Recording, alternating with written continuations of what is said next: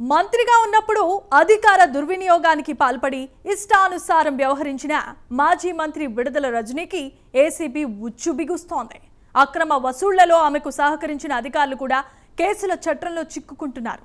Stone crusher ఓనర్లను బెదిరించి కోట్లు వసూలు చేసినట్లు రజనీ అండ్ టీంపై వారు ఫిర్యాదు చేశారు. దాంతో ఆమె విచారణకు అనుమతి కోసం ఏసీబీ గవర్నర్కు లేఖ రాసింది. ఇప్పటికే ఆమెకు సహకరించిన ఐపీఎస్ అధికారి జాషువాపై విచారణకు గ్రీన్ సిగ్నల్ లభించడంతో వారిలో త్వరలో కేసు నమోదవటం ఖాయంగా కనిపిస్తోంది. దాంతో అరెస్టుల పర్వంలో నెక్స్ట్ రజనీనే అంటున్నారు.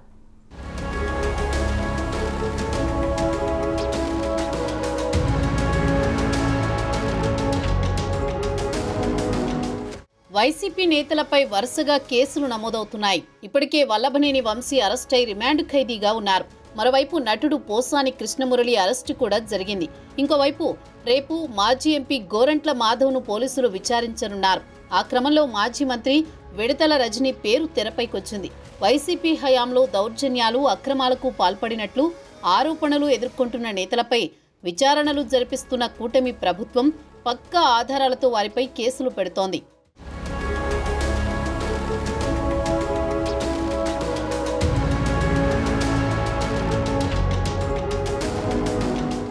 మాజీ మంత్రి విడుదల రజనీ, ఐపీఎస్ అధికారి పల్లె జాషువాపై ఏసీబీ ఉచ్చు బిగిస్తోంది.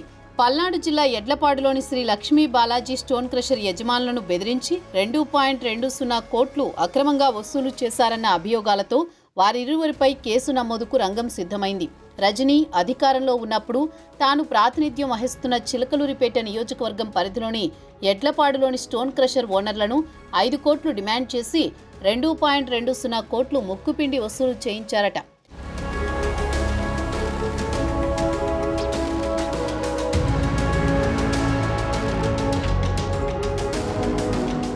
ఈ అక్రమ వసూళ్లకు సంబంధించి ఐఏఎస్ అధికారి జాషువాపై విచారణ చేపట్టేందుకు అవినీతి నిరోధక చట్టంలోని సెక్షన్ 17A ప్రకారం ఏసీబీ తాజాగా సీఎస్ అనుమతి తీసుకుంది. విడుదల రజనీపై విచారణకు అనుమతి కోసం గవర్నర్కు లేఖ రాసింది. ప్రస్తుతం అది అక్కడ పెండింగ్లో ఉంది. 1-2 రోజుల్లో ఆమోదం లభించే అవకాశం ఉందంటున్నారు. గవర్నర్ ఆమోదం లభించిన వెంటనే కేసు నమోదు చేయనున్నారు.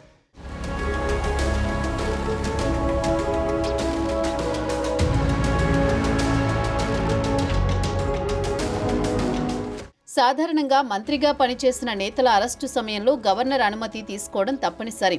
అందుకే ఇప్పుడు రజనీ విషయంలో ఏసీబీ కీలక నిర్ణయం తీసుకుంది. విచారణకు అనుమతి కోరుతూ గవర్నర్కు లేఖ రాసింది. శ్రీ లక్ష్మీ బాలాజీ స్టోన్ క్రషర్ యజమానులకు బెదిరించి అక్రమ వసూళ్లకు పాల్పడ్డారన్న ఫిర్యాదులపై విజిలెన్స్ అండ్ ఎన్ఫోర్స్మెంట్ విచారణ జరిపి ప్రభుత్వానికి నివేదిక సమర్పించింది.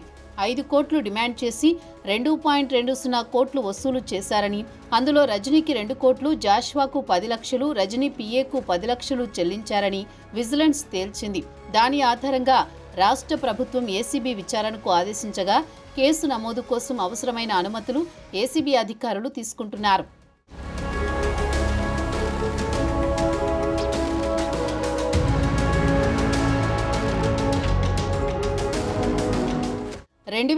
సెప్టెంబర్ 4న అప్పటి Chilakaluripet MLA Vidadala Rajini, PA Ramakrishna Sri Lakshmi Balaji stone crusher వద్దకు వెళ్లి ఎమ్మెల్యే పిలుస్తున్నారని, వెంటనే రావాలని యజమానులకు హుకుం జారీ చేశారట.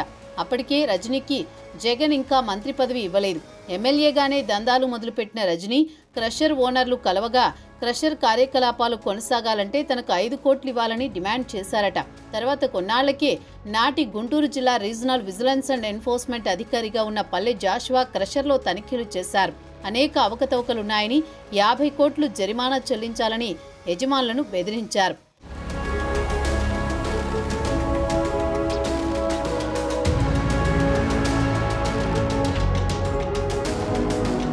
కొన్నాళ్లకు జాషువా వారికి ఫోన్ చేసి విడుదల రజనీ చెప్పినట్టు చేస్తారా లేదా 50 కోట్లు జరిమానా విధించి క్రషర్ సీజ్ చేసేయాలా అని బెదిరించారట.